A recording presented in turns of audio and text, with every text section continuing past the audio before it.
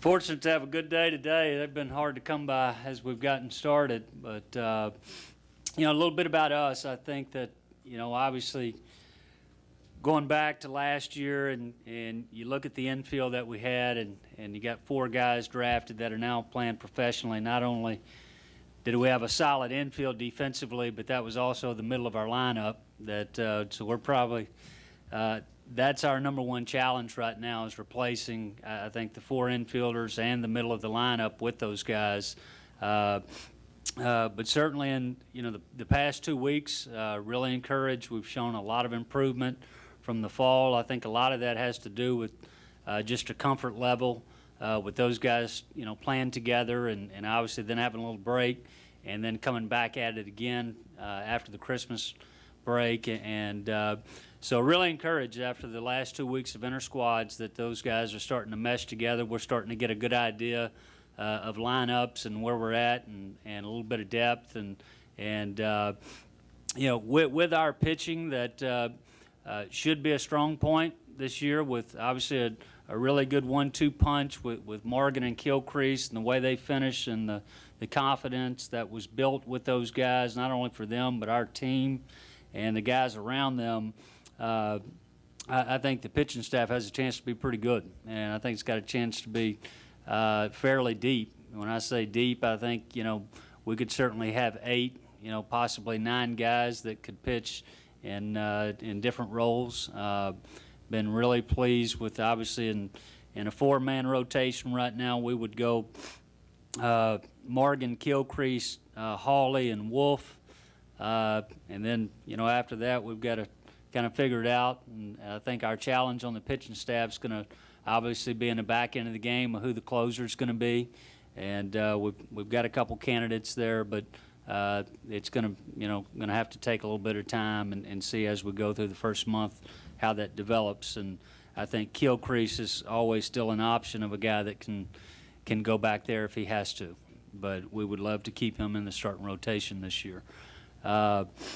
Really, the core guys back. You've got the outfield back with Kelton, Dugas, and Miller are returning. I think we've got some guys challenging out there to play. And behind the plate, Brock Bennett returns, and he should be as solid as he was last year. We had a little scare Sunday. We thought he may have had a broken bone, but yeah. So every X-rays were negative, so he won't practice till the opener now. So, but he'll be fine, and that kind of gets you started, and where we're at, and obviously excited. I really like the group of guys we have. They've worked extremely hard. That I think the number one thing that I can say about this group at this point, before starting, is we've shown a lot of improvement each day, and that's certainly a starting point, and it's a good group of guys that are working extremely hard. Coach, with losing John David, does that put Sanders second now and Reed short? Yeah, right now, if we were to start today, we would go Booth at third, Reeves at short, Sanders at second, and combination, McGavin, Smith, Rosecrans at first base. The one thing with John David Smelser, with his injury, he just couldn't play anymore, and it really affects our depth. And the one thing I can say right now is that our frontline guys, I think, are SEC ready and going to be fine. I think we're not as deep as I would like to be, and where one injury at the wrong spot can really affect your team long term.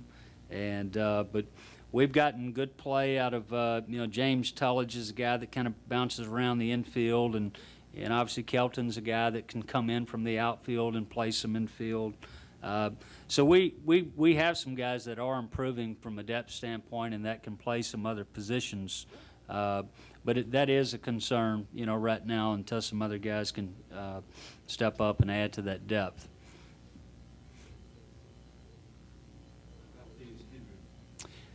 I tell you what, he's been an amazing story. David probably missed 4 practices the whole fall. Now, he was limited, but which is a story in itself. And I think he's 100%, and it's really just a matter right now where he has to, he's got to get in a little better shape, and then he's got to see more pitches. We kept him out of live scrimmages in the fall, so he just started seeing live pitching 2 weeks ago, and his timing and rhythm's off a little bit. But other than that, I mean, it's just been an amazing story. I mean, the guy hasn't missed a beat, and he's very healthy, and he's doing everything anyone else is doing as a team member right now, and I expect him to factor into the DH role and play a big part on this team this year. The SEC is so top-heavy with Florida, Vandy, and South Carolina. I've seen you guys pick anywhere from 4th to 11th. What do you kind of think you shake out there? Well, I mean, this year it's kind of one of those odd years with it. Traditionally the West is the stronger side. This year, as I see it, obviously going in, the East is a stronger division right now with, Florida in a lot of polls are number 1. Vanderbilt's in the top 5 in most polls. South Carolina's in the top 10 in most polls. So those three certainly are very strong. I think the West, there's a lot of teams in a very, very similar situation, like we are. You have either young guys, new guys, inexperienced guys that you really don't know right now how they're going to perform. And so I think, it's hard to jump out there and say where we're at, because I do know this. I know we're improving, daily. And I think that our pitching staff is going to give us an opportunity to be right there. And I think a lot of it has to do with how we defend on the infield. Can we play consistent defense? And can we find a middle of the lineup that can produce runs? And as many of you know, and some of you may not know, there's a new bat this year that you're going to see a drastic change in the game, this year. And the teams, the days of hitting 100 home runs plus are over. I mean, you're not going to see it as long as these bats are in play. I think, for us, where we typically, hit 70, 80, 85 home runs a year, I think you're going to see the home run number, in that 40, 45 range now. And so the game comes a lot more back into that short game. You're going to see a little more bunting, a little more running, and there's going to be a real emphasis on the pitching and the defense and the execution offensively, because this is probably going to be more of an impact ever in college baseball than there's ever been due to the bat. Chuck, I've heard that Austin and Trey Pilkington, two particularly, have had really good falls and really good first couple weeks of practice. Where do you see them kind of fitting in? Well, Pilkington's a guy that needs to factor in. I mean, he's a strong arm right-hander that really pitched limited innings for us last year. He went out in the summer, had a good summer. His fastball's been up to 93, early spring. And really for Pilkington, it's all about, commanding the strike zone. If he does that, he will pitch a lot for us this year. And he could certainly find his way into the starting rotation. He's a guy we're excited about right now. I think that, he's a guy we need for him to be good. And because he adds to that depth in a hurry. So, and Austin Smith, Austin Smith's probably a 6'4", 235-pound first baseman that's very athletic. He would be a guy Coach Saban would like. I mean, he's got that kind of a body, and he's a very impressive offensive player. He's still a young hitter. I think his challenges right now is still a confidence thing with him. I mean, he has some good days and has some days where he struggles a little bit, and but he certainly has a bright future. And he's a guy that I think with a lot of our young players, I really like our young players, but I think we have to be smart to ease those guys in and try to find successful spots for those guys to come into. But I could see 2 or 3 of our young players being in this lineup, by mid-season. And because there's a pretty good group of guys that are, they're athletic and they're powerful, and they're big. That's the one thing we wanted to improve was we wanted to get a little bigger, but we wanted to stay athletic, and I think we accomplished that with a lot of these guys. You had changes on your coaching staff. Can you talk about that? Yeah, we had, over the Christmas break, really for us, it was a situation that was just, I think, a matter where a change was made for us, and we had the possibility to hire Andy Phillips, and it's really a crazy story the way it happened, but we had Andy had a workout with the Boston Red Sox on a Tuesday morning, and a week prior he called me and said, "Hey, can you hit me some fungos, and can Dax throw some BP to me next Tuesday? I've got a workout with the Red Sox." So obviously we said, "Sure, no problem." And well, obviously the Monday prior to the workout was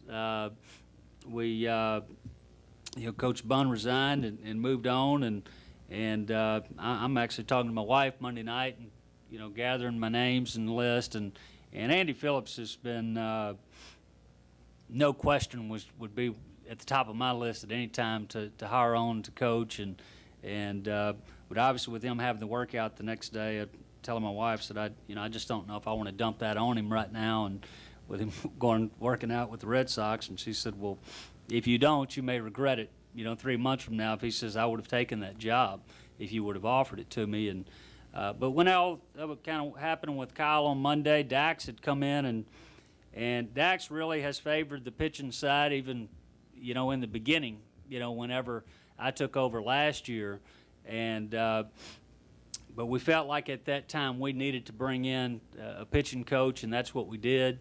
But this time around, it was an opportunity, and basically he said, "I would love to go to that side, but really I just want to open this up for you to hire the best guy that you think fits this spot."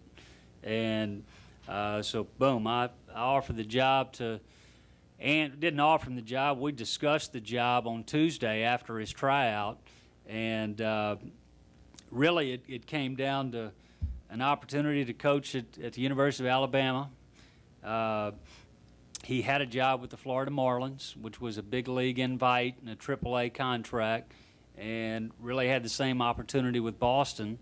And the one thing he told me was, this is what I would want to do, and this is where I want to do it at, and the timing just has to be right.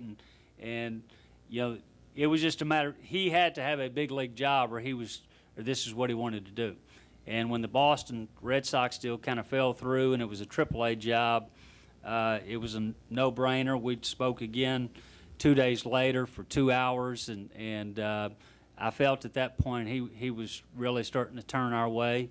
And I can tell you, after 3 weeks, this guy is going to make a major impact into our program in a lot of different ways. I think, first of all, as Dax and Andy together, I mean, there's not many staffs out there that you have 2 former All-Americans from that university that are coaching, that understands, and both those guys were here when this program had the most success that it's ever had. And so when they speak to that team, and when we're meeting with that group, they get it, and that team gets it. And I just think we've got 2 dynamite coaches with incredible positive energy and passion for the game, and I think that's going to show up in our recruiting. And I think throughout the state, I mean, when you have an Andy Phillips and a Dax Norris walks into the ballpark, the majority of those kids are going to know who those guys are and what they're all about. But more so than that, I think these 2 guys are guys that, from recruiting, coaching them, there's a character about those guys, and there's something just a little extra that they bring to the table that we need in our program. And I could not be more excited of where our staff's at right now and the direction we'll go with these two guys and the rest of the guys. I mean, obviously Bobby and Drew and those guys are tremendous as well.